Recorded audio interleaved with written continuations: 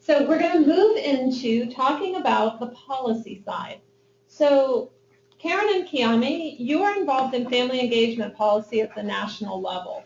In your work, what family engagement policies are you involved with? And how do they address family engagement? We'll start with you, Kiami. Sure. Okay, so in this work, I consider myself a practitioner. So when I'm at the table or in a room with policymakers, I always stop and say, have you talked to people who are doing this work? And oftentimes it's like a question mark that goes over their head and they're like, oh, talk to people? And so I'm always the one at the table raising my hand and saying, hey, I don't know how well this is going to translate into practice. Because a lot of times policymakers are very removed from what's actually happening at the classroom level. And we know that, and I know that because I was a classroom teacher. So at NASCI, while the federal Every Student Succeeds Act, it really takes a step forward and really offering an opportunity for progress. But, you know, we're not super ecstatic about with the family engagement provisions. And so we've been working with policymakers as well as agencies to think about how we can advance family engagement policies and promote equity and opportunity for all children. And so part of that is through kind of grassroots efforts and coalition building. And we're still working to build those coalitions and hoping to work with more partners. But currently we work with the PTA, we do work with Health and Human Services and the U.S. Department of Education, the NEA, hoping to work with First Focus. I hope so too. Because a lot of our work is around early childhood education. Prior to coming here, I worked with the National Black Child Development Institute, and we did work on behalf of Black children and families as it related to education policy, advanced education policy. So another thing that we are really focused on is advancing teacher quality through pre-service training for culturally responsive family engagement. And we're doing this by partnering with CAPE, who accredits pre-service programs. And I'll talk a little bit more about that a little bit later, but that's one of the areas that we're looking at. We're also looking at how we can collaborate with others to advance state education agencies in their capacity to support school districts, to implement and be accountable for high impact practice. And we believe that state family engagement centers, which is a part of this legislation, will help support this effort. And then finally, we're thinking about how we advance Section 1116 of Title I, so that families are not only involved in a meaningful way in a role for supporting their child's education, and that there's increased decision-making, shared decision-making, and most importantly, that there's a true partnership with educators. So, you know, those are kind of the 4 priorities and things that we're working on as it relates to ESSA. And we haven't done it on the Hill, but we're working with other partners who are engaged with working with Congress. We've been doing it with comments on this legislation and really looking at it before it even went to Congress, commenting and really helping legislators to understand the importance of family engagement and why families should be at the table, and why, and looking at the research to help understand how high impact family engagement really moves the needle in student achievement, as it relates to student achievement. So I want to echo what Kiami said, in that when we go to members' offices and we say, have you engaged parents? Do you have a group of parents in your district or state that's sort of your medicine cabinet? That's what we say in the healthcare, or your, you know, who are your advisors? And often we get a blank look. And we're called upon really to be the voice of parents, but we don't want to be the voice of parents. We want them to actually engage parents on parent councils, whether it's Head Start, on different programs, so that they get the flavor of what parents want, you know, what policies they want, how they would like to be engaged, which is a key thing. And so we, you know, I think the Department of Education came out with a parent engagement policy We worked with them on that, but really, more than working with them on the policy is how they're going to implement the policy and what are the key steps. And so we've been talking with them about immigrant parents and other hard-to-reach parents, but parents in general, and how are you making sure that within these programs there is definite outreach to the parents. At First Focus, I work a great deal on McV. Did folks know what home visiting, are folks familiar with home visiting? So home visiting is a strategy, right, that pairs nurses, social workers, trained professionals with pregnant women and parents, and those folks meet with them on a weekly and bi-weekly basis in their homes. They work with them on parenting skills, child development. They work with raising the reader, which is often part of the home visiting. It really is to engage and support the parent in being their child's first educator and nurturers, and empowering the parents, because the relationship that the home visitor is modeling with the parent is a very strong, deep relationship that is also modeled in the bond that the parent has with children and with other family members. It really is to empower. It is a family engagement program. The federal funding for home visiting is through the Maternal, Infant, and Early Childhood Home Visiting Program. We call it McV. That's such a long name for a program, but we call it McV. It is set to expire next year, next September. And so at First Focus, we help co-convene a coalition of advocates who are calling upon Congress to expand this program, reauthorize it for 5 years, and double the program. And we're really thrilled that Secretary Clinton, right off the bat, said, oh, I would double McV. And so now we would like to quadruple McV.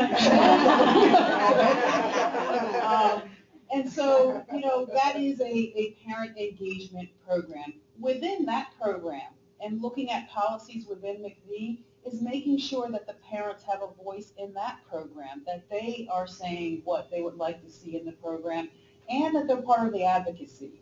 So part of what the Home Visiting Coalition does, which is about 45 state and national organizations, is we want to bring parents to the Hill. We want the voice of McV to really be the parents, not the home visitors. We want that too, but we really want the parents, particularly parents who've been through the program 5 and 6 years out. So policymakers, they have such a short attention span. If they can see, wow, if I invest my money now, look, 5 years down the road, here's a mom, her kid's thriving, and she's doing well, and she's becoming more economically stable. And so that's what we've been working on. But at First Focus, we also see family engagement in the other things that we're supporting. Minimum wage, an increase in the minimum wage so parents can have more money. Fairer work schedules. I mean, I think we really do try to take a holistic look at supports for parents and advocate for them as well. It's great to say, oh, you should be, your child's first educator when mom isn't making enough money, and when different policies, whether they be tax or health or education, can really help the family unit and the parent. And so we see that as a real key avenue, and I'll talk a little bit further. We're really optimistic going forward. We don't know what will happen in the election, but we think that there's been a really good groundwork in the importance of early childhood interventions. I think you've done such a great job because policymakers really do understand it. They report back to us some of the science, which is great. Now we have to have them to act on that science. So, thank you, Karen, for segueing beautifully into our next question, because we're looking forward now. And we want to know, Karen and Kiami, what do you see as the most promising trends in policy, and what impact, if any, might the election have on pending policy or regulations? Looking ahead. Yes. So, Kiami. So one of the things that I would say is that children's issues and family engagement is kind of a bipartisan issue. There's no Republican or Democrat that will tell you they don't care about children. Not one. Families are important to Republicans and Democrats. So I think with this upcoming election, it's going to be important for all of those groups that work on behalf of families to kind of talk to both sides now and say, okay, the election is done. This is what we need to do for children to advance children's initiatives. I think one of the most promising trends in this ESSA legislation is really this introduction of the statewide family engagement centers, and they are an evolution of the Parent Information Resource Centers, also known as PERCs. Is anybody familiar with PERCs?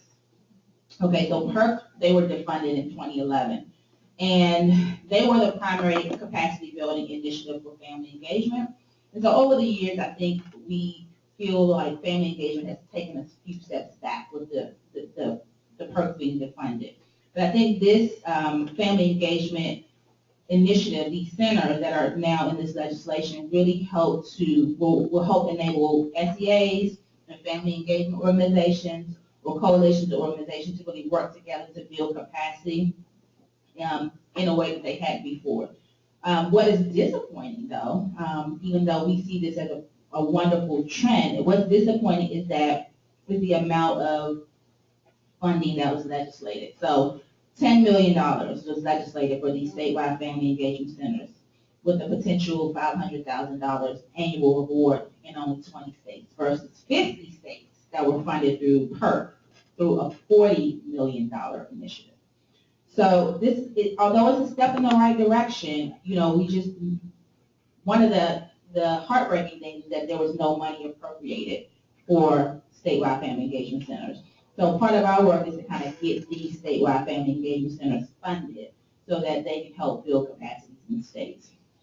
Another area we see is really we believe that a root cause to kind of so many systemic issues which have minimized family engagement in the past is around the lack of teacher preparation to engage families prior to entering the classroom. I remember being a first-year teacher and being afraid to even talk to parents because I had no idea what to say, how to engage them properly, and I think it positions a lot of our great teachers to fail because engaging families is really a skill set. So teachers then become principals, and then principals then become superintendents, and then superintendents become state superintendents and commissioners, and then state superintendents become secretaries of education. And none of them have really been prepared to effectively engage families or really to understand the importance of engaging families as a strategy for improving student achievement. You can't do this work without families as your partners. You just can't.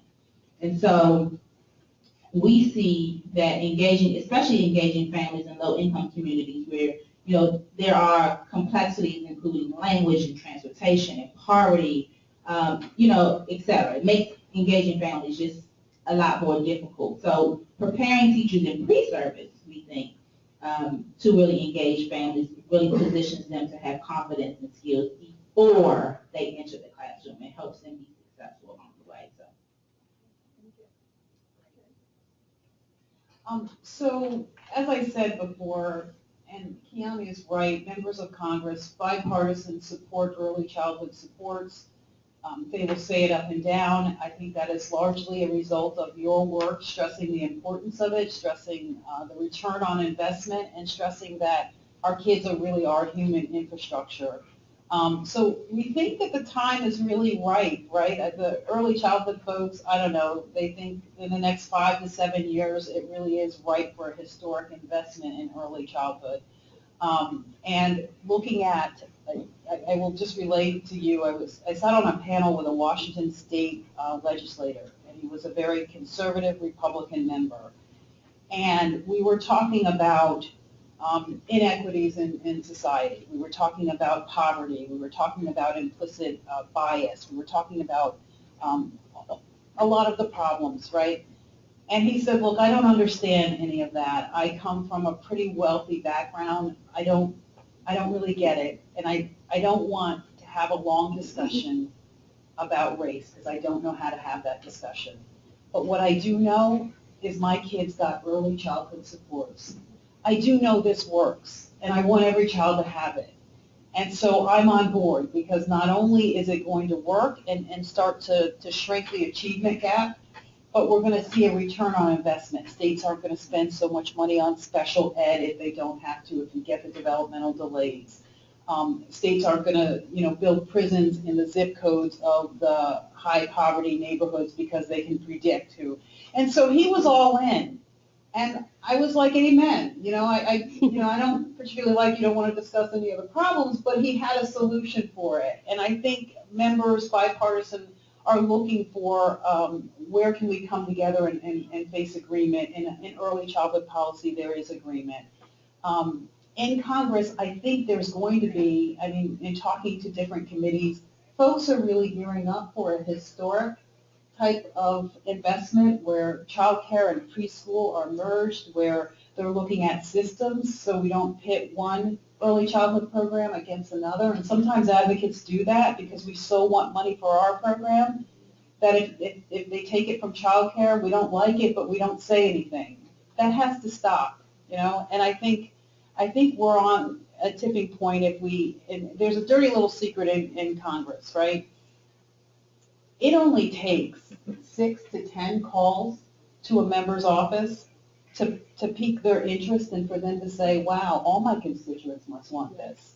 It's not that many. You think you have to do hundreds and hundreds of calls, but when I was a staffer, if we got 6 to 7 to 10 calls, we're like, we're seeing a trend here. And so I really do want to encourage you. You hold the power, and so do your parents, because when I was a staffer, I rarely ever heard from the poor mom who was struggling, who would most benefit from the policies, right? And when we did, often I worked for a member of Congress who came from Colorado.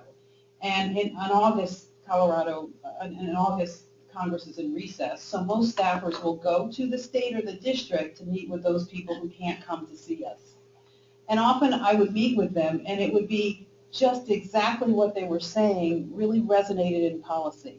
And so for you and for the parents you are serving, engaging them to pick up the phone and call, and they register the zip code, and they know, and that means the world of difference. So I'm going to encourage you to do that when a big piece of legislation, or even a small piece of legislation, even to get your member to co-sponsor bills, to put more money in the family centers. I really want to encourage you to be active, and it won't take that much. The other thing I wanted to say is, if you ever showed up at a town hall meeting or a coffee klatch, some random person would say to the member I work with, hey, I think you should do this. He thought there were hundreds of other people who wanted that, when really it was just one person who had a random thought. So if you can engage your member face to face, and they're out in the community now, I really encourage you to do that and let them know they've got cover. If they make a huge investment in early childhood, you're not going to ding them for spending money. This is money we should be spending. The other thing is, I think there'll be an infrastructure bill coming right after the election, past lame duck, bridges, roads, folks are talking about that. Well, our families are our infrastructure, and they need child care, and they are in human capital. And so anything that's coming, we're going to mold early childhood to fit. Whether it's roads, or, it doesn't really matter. It could be an energy bill, but children factored into it. So see the lining with each piece of legislation, how it can help children. I'll give you that, because I'm talking too long. My name is Nancy Jefferson. I'm an early childhood teacher from Baltimore City. My question is, one, I think it's probably universally agreed that universal pre-K is a right and is definitely beneficial for our children. When are we going to get legislators and policymakers to understand that universal family engagement, especially for our high-risk communities, is kind of the next direction where we need to go? So I'll say one of the things that there is somewhat of a groundswell, I think, happening in this policy arena around family engagement. Most recently, we were able to do an event at the U.S. Department of Education where we brought in a researcher who did a meta-analysis. His name is Dr. William James, if you want to look at his research. And he did a 42-study meta-analysis on the impact of family engagement in African-American student achievement. And we had the Secretary of Education there. We had his ear, as well as his team, to listen and understand that family engagement, high impact, let me say that, family engagement. And what that means is it goes beyond the bake sale. Have you ever read that book? Dr. Ann Henderson and Dr. Karen Mapp wrote that book, Beyond the Bake Sale, and it talks about while bake sales and spaghetti dinners and all of that are great, and it's a great way to get parents in the door, everything you do should be linked to learning. And so what this event, when he talked about the research and what, he answered 4 questions around why it is important to engage families and what families can do. Families are transformational to improving academic outcomes for Black children. And not just for Black children, but all children. And so this research is kind of the building block for, we think, for policymakers to be able to understand and see why families are important and why it's important to have them at the table. Because a lot of times, and I know this because being in the classroom and being on, when I was in the school system, the school-based management team is what it was called then. And you had to have, in a Title I school, you had to have their parents. So basically, we didn't effectively engage them. We had them as a check mark. Sign this form because we have to have you here. We didn't want parents there. We didn't see them as important to their students' learning. And so I think the conversation is shifting a bit, and we're doing some work with the Frameworks Institute that did a lot of work on brain development and changing the conversation around brain development, which you heard some of that earlier today. So, and you probably don't even know that they were even behind it. They did a lot of research and helped to really change that conversation. So we're doing work with the Frameworks Institute now to help change the conversation around family engagement and why it is important to student achievement. It's going to take a while. It's not going to happen overnight, but you can see a shift. You can see it happen.